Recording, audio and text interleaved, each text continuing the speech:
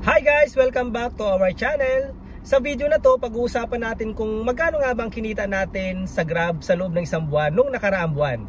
Ngayon kasi ay July 2024. So ang pag-uusapan natin ay yung last month, June 2024. So sa mga hindi nakakaalam, meron tayong daily income. Nagbablog tayo regarding sa daily income. Meron din po tayong weekly income. And ngayon nga pag-uusapan natin ang monthly income sa vlog natin. Pero bago yan, sa mga hindi pa nakasubscribe, please subscribe sa YouTube channel natin and i-click nyo yung notification bell para updated kayo sa mga videos na ginagawa natin regarding dito sa Grab. And nga pala, huwag nyo rin kalimutan mag-comment sa mga videos natin. Kung may mga katanungan kayo dahil sinasagot natin yan pag mayroon tayong oras at nakikita natin. Nga pala guys, meron din tayong Facebook page na Battered Husband and meron din po tayong TikTok account na Battered Husband. Yan nga guys, bali update ko lang to sa inyo para magkaroon kayo ng idea kung magkano kinita natin sa loob ng isang buwan nung nakaraang buwan nung June 2024. Dahil nga marami nagtatanong sa atin regarding sa income and maraming gustong pumasok dito sa Grab para magkaroon kayo ng idea kung magkano nga ba ang posible nyong kitain. Disclaimer lang guys, yung video na ginagawa natin ay ito yung based sa experience natin and based to sa pace na ginagawa natin.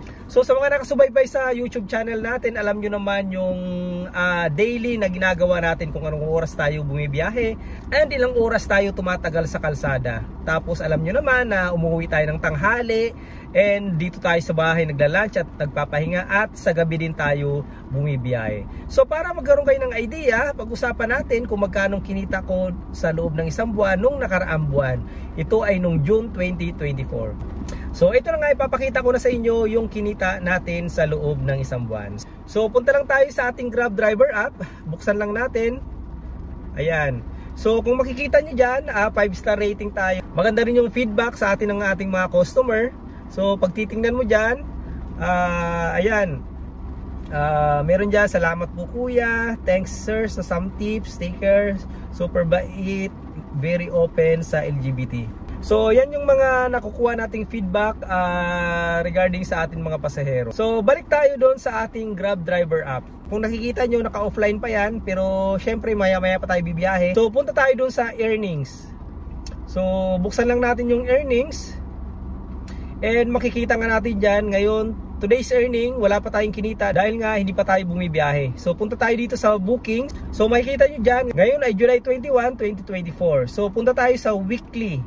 So punta tayo dito sa week 22. So dito tayo mag-uumpisa sa week 22. Ito ay nung June 3 to June 9, 2024. So bali ang kinita natin sa week na yan ay umabot tayo ng 15,616 pesos.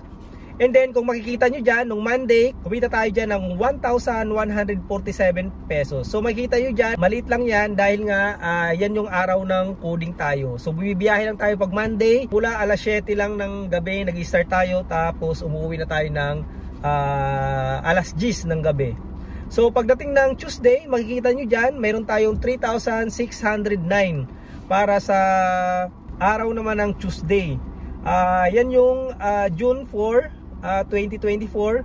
Tapos nung Wednesday, nagkaroon tayo ng 21 jobs and kumita naman tayo ng 3,515. Tapos nung Thursday naman, kumita tayo ng 2,668. So kung makikita nyo dyan, maliit lang yung Thursday natin dahil nga minsan tinatamad din tayo and minsan late na tayo nagigising and late na nga tayo nakakabiyahe. Tapos nung Friday, pag nakita nyo, 16 jobs, nagkaroon tayo ng 3,179.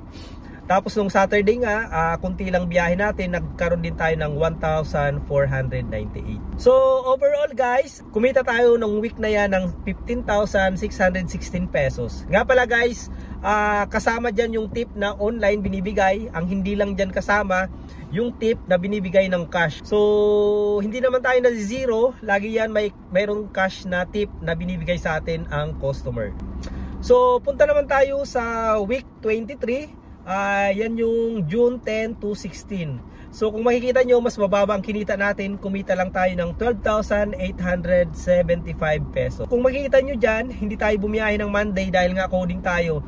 Tapos nung Tuesday, maliit lang din yung kinita natin, 1,343 pesos lang. Kung titingnan mo dito, Nag-start tayo ng gabi na tayo bumiyahe nung Tuesday. Bali alas 7 ng gabi tayo nag-start and umuwi rin tayo ng alas 9:44 ng gabi. So kaya bali ang kinita lang natin ay 1,344 pesos. So nung Wednesday, malaki-laki yung kinita natin, umabot ng 3,244.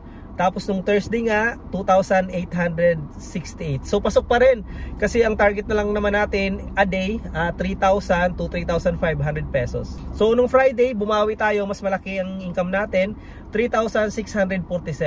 Pag Friday po kasi, malakas yung booking dahil nga uwian ng mga pasahero and maraming galing office, umuwi sila lahat, nag-grab. And syempre medyo traffic kaya maraming pasahero and dyan, kaya nga dyan malaki yung kinita natin. Tapos Saturday bumiyahe tayo, 1,773 yung kinita natin. Overall okay pa, nagkaroon tayo ng 12,875 pesos. Sumunod na week ay week 24. Yan naman yung June 17 to 23, 2024. So kung makikita nyo dyan, malaki-laki yung kinita natin, umabot ng 17,262 pesos. So kung mapapansin nyo, nung Monday hindi tayo bumiyahe. Tapos nung Tuesday, ang laki ng kinita natin, kumita tayo ng 3,779 pesos. Tapos nung Wednesday, 3,389. Nung Thursday nyan, June 20, kumita tayo ng 3,593. Tapos nung Friday, 3,517. Tapos nung Sunday, June 23, kumita tayo ng 2,984 pesos. So yun lang yung kagandahan sa Grab. Kung makikita nyo, hindi tayo bumiyahe ng Monday and Saturday, pero malaki pa rin yung kinita natin. Umabot pa rin tayo ng 17,000 pesos mahigit. Dahil nga binawi naman natin sa ibang araw. So yun lang yung kagandahan sa Grab. Kung hindi ka makabiyahe sa isang araw, pwede mo bawiin sa mga susunod na araw. So habaan mo lang yung oras mo and for sure mababawi mo yung income mo para sa loob ng isang linggo. So ngayon punta naman tayo sa week 25. Ito ay nung June 24 to 30, 2024. So kung makikita nyo dyan, bali 4 na araw lang tayo bumiyahe. Pero kung makikita nyo yung income natin, mayroon tayong 13,855 pesos. So kung makikita nyo dyan, ang laki ng kinita natin pa rin kahit 4 na araw lang tayo bumiyahe. So titingnan natin, nung Wednesday na tayo nag-start ng biyahe, kumita tayo ng 3,686 pesos. Nung Thursday, June 27, kumita tayo ng 3,623 pesos. Tapos nung June 28 naman, kumita tayo ng 3,487 pesos.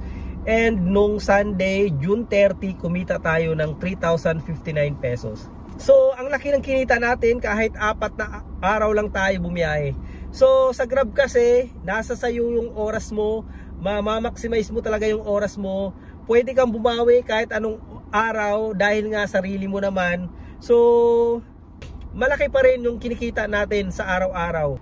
So bali yan yung lahat ng kinita natin, yung weekly income natin. So itotal lang natin kung magkano nga ba ang kinita natin ng buong June 2024. So sa week 22, kumita tayo ng 15,616 pesos.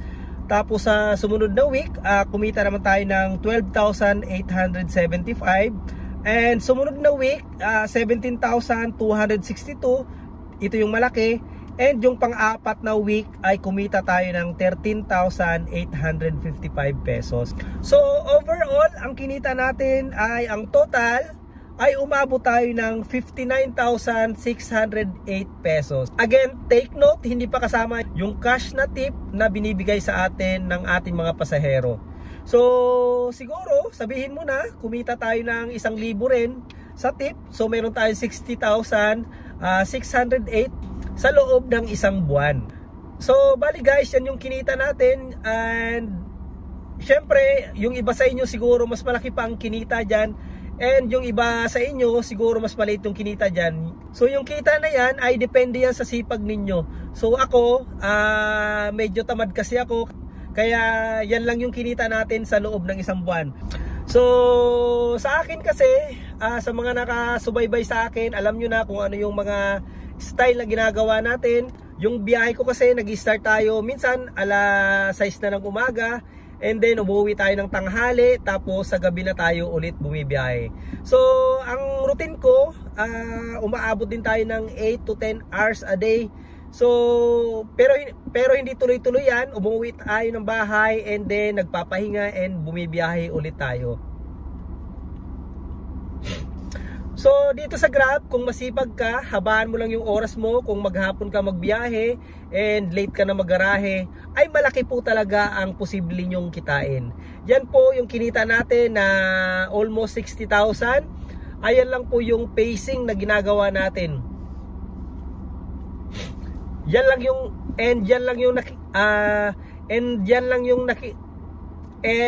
yung nakayanan natin sa araw na sa buwan na yan. So yung iba, umaabot sila ng 80,000 a month ang kinikita. So ako nga, dahil nga medyo tamad tayo, maraming araw tayong hindi bumibiyahe. So pag coding tayo, ilang oras lang tayo bumibiyahe, and may mga time talaga na nagpapahinga tayo. And minsan, nakita nyo naman, minsan 4 na araw lang tayo bumibiyahe sa isang linggo. Pero malaki pa rin yung nauuwi natin, and malaki pa rin yung nati-take home natin. And malaki pa rin yung naiuwi natin sa ating pamilya.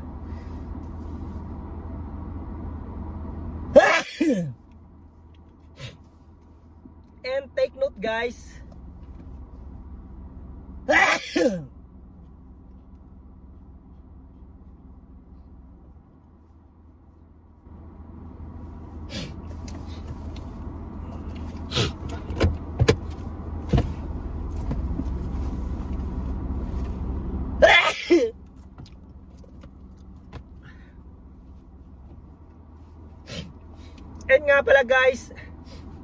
And nga pala guys, gross income pa lang yan. So hindi pa natin nabawas dyan yung sa gas. So pag bumibiyahe ako, alam nyo naman, 1,000 a day ang pinapagas natin. So sa 1,000 pesos na yan, kumikita na tayo dyan ng 3,500 to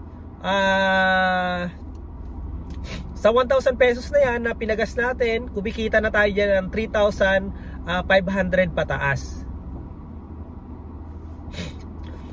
So bale 2,500 talaga yung pinakamalinis natin, and then ibabawas pa syempre natin yan yung panghulog sa sasakyan. So yung hulog naman na sasakyan natin, alam nyo naman na nasa 15,000 lang. So malit lang talaga yung hulog ng sasakyan natin, and syempre yung gamit natin sedan, matipid naman to sa gas. Kaya so far nakakatipid naman tayo overall. Kumikita pa naman tayo dito sa GrabCar. So yun lang, maraming salamat. Sana nagkaroon kayo ng idea kung magkano kinikita natin sa loob ng isang buwan.